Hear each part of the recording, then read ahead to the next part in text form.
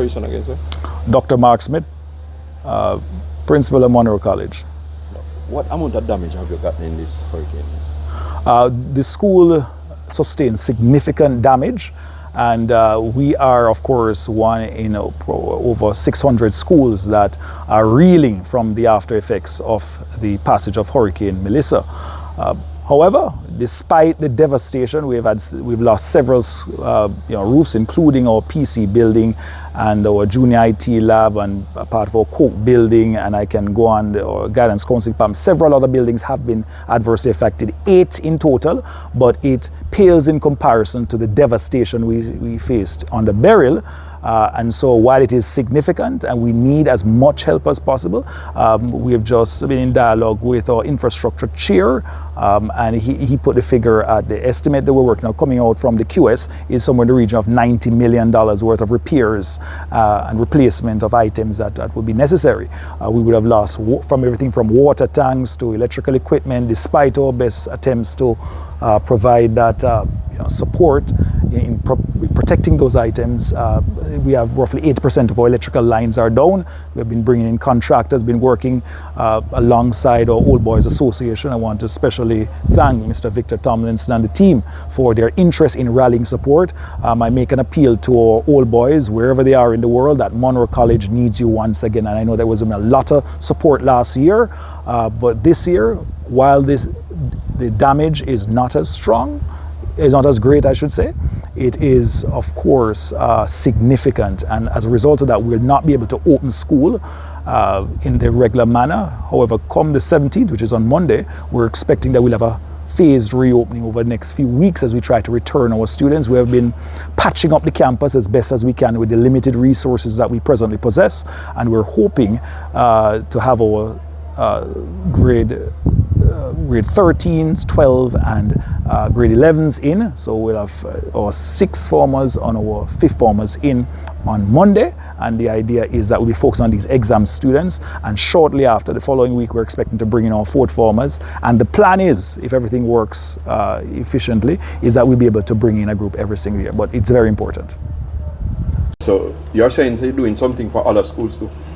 Right, what we have been doing is to have a discussion with some of our colleague principals who may have students in the most adversely affected communities, and we're seeking, of course, first of all, to bring in our students. I mentioned our 5th and 6th formers, and those will be boarders, but we're also bringing in students who are day boys who cannot afford to board, and we're working very closely with the Munro College Old Boys Association. I want to really thank them. It's really an adopt a boy program, and so we have cost each the cost to have each boy here per month, and we're ensuring that we work with them to support those students, to ensure that they have lunch, that they have 3 square meals a day, and to also ensure that where they need books or other equipment and material, that they're able to get it, to get them through this very tough time. They have been through a deeply traumatic situation with the passage of the hurricane, and so we want to ensure we can provide as much support as possible. We're also doing psychosocial sessions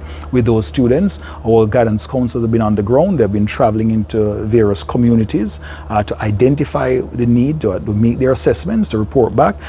We did some analysis of the data where our boys, the largest percentage of our boys really come from St. Elizabeth, Westmoreland, St. James, and those are areas that have been really hard hit by Hurricane Melissa. And so we're looking forward to providing that support. Obviously, we do have limited resources, so it's on a needs assessment that we do, and that is when we bring in those individuals. But we're also looking to see schools that are affected, that are around us, and how best we can support some of those students as we move forward. But it needs an all-hands-on-deck approach right now. I think the scope of the devastation, I don't think any one agency can manage this. It is really calling on Jamaicans to do their part. And I make a special appeal, much as I did at a JAPS meeting, Jamaica Association of Principals Secondary School meeting at St. George's recently, which I met with several principals and made an appeal that we give support, and they really came out in force and mobilize a lot of support among their various associations, PTAs and their alumni association to get support into these communities. We can't just feel sorry for people in this situation. We must be roused to action. So how will these students be chosen or something like that? What? Well, we're presently working out the logistics. As I said, there has to be an assessment to ensure that the need is a reality. And so we'll be going in, we're meeting with the parents. We obviously can't accommodate in boarding an infinite amount of children. We have our dorm we have a capacity of roughly 300 students that we can accommodate across all 3 boarding houses. However, our largest boarding house, Dickinson, has lost 60% of the membrane. It's actually a decked roof, but the membrane, the asphaltic membrane, was stripped from the roof, and so we now have to be seeking to have that replaced. But without that, we have a capacity around 160 plus, and so if we are able to get Dickinson on, then we'll be able to bring our full capacity beer of 300 students that we can house on campus, including boarders and day boys who have the need. So day boys who have the need, we want to support them, and we'll see how best we can support others. These students can come in after the 17th, same way? Right, so we have been communicating with our parents and our students, and we've sent out communication to that effect. And so it's really in a phased basis. So we're looking at our 4th formers. The closer they are to the external exams, we're focusing on those groups. So of course the emphasis right now is our 5th and our 6th formers, and then we move next. The next group we're hoping to get in the following week is our 4th formers, and so on and so forth. All right, thank you. Yeah. I have walked away from this experience, really ruminating on, really reflecting on, is the need for us to understand that, with the superheating of our oceans, these weather phenomena, similar to Melissa, will not be an obscure occurrence that happens every 18 or 30 years. We have to begin to climate-proof our buildings. And our schools, many of them are shelters. I visited several shelters that were leaking when we were delivering meals through Mercy Chef. What it really requires us to do is to have a rethinking and reimagining of what our schools need to be able to withstand some of these more powerful hurricanes. We just replaced many of our roofs, and many of them went. We have to look to ensure that they're able to stand up to Category 5 hurricanes and even beyond. We have to also ensure that where possible we slab the buildings. We have to look at some of those traditional roof designs that seem to work and be able to stand up to higher winds. One of our oldest buildings on campus, what we call Carter House, which houses teachers, that building is probably over a century plus old, right? Definitely over a century old, and that roof stood up. It's shocking, it had the old roofing system, but again, I think there's this real need for us to look at our schools, particularly those schools that are used as shelters, and ensure that we put in place, where possible, stronger roofing systems, as well as looking at putting on slab roofs, because these weather occurrences are going to become more frequent. It's my belief anyway, and I think the science kind of backs that up.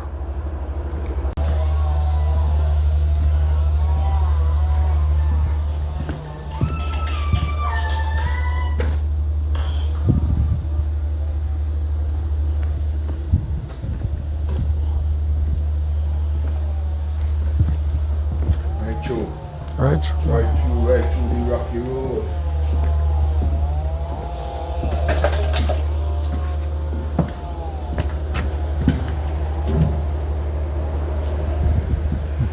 Yeah. That's it. Yeah. New desk, chairs. Tell them a couple of years ago, I told them we need to move to PVC desk. PVC material for the desktop, then, because the wood.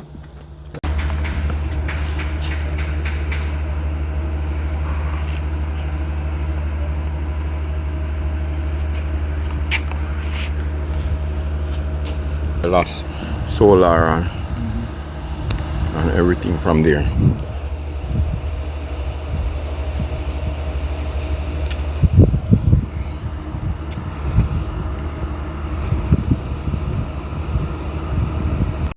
Yeah, man, this one has been totally devastated. The electricals, we have had to be doing some work over here, if you notice. Even with the damage to several of our water tanks. These tanks were filled with water. We tethered them to the roof. It pulled up the concrete. Yeah, when it could not just push it off, it pulled off the camera, it snapped the things and pushed them off. So we lost several 1,000 gallon water and our electricals, as you can see right here, we would have had sustained significant damage to large percentage of our electrical infrastructure at the school. So we have decided climate proofing is what we have to do, a lot more of that. And so there's a broader plan to ensure that the school is ready for the next one. And so we're replacing them with concrete columns as we go around. And shutters, we're looking to invest. We're talking to some companies now what the cost will be to install shutters for our windows, because we cannot keep on respending this type of money. It just makes absolute sense that we plan with the worst case scenario in mind.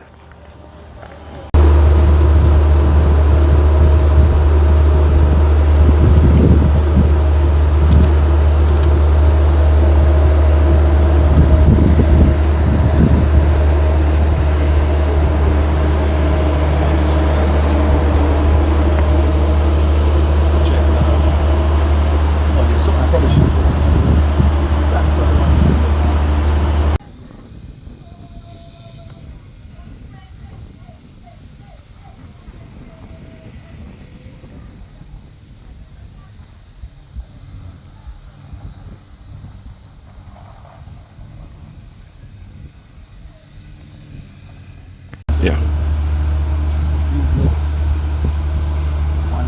I want you to walk and show me pointers. Yeah.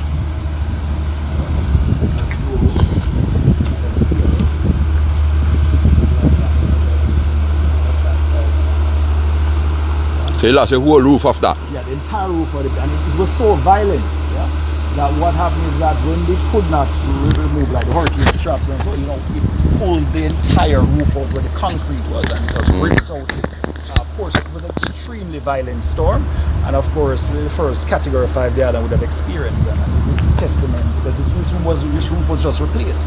But one has to understand we have never experienced a Category 5, and so yeah, it kind of shows what can happen in events you have storms of this nature. Yeah. Morning, ladies. How are you doing? Why, hanging in there. We're doing our best, pushing ahead.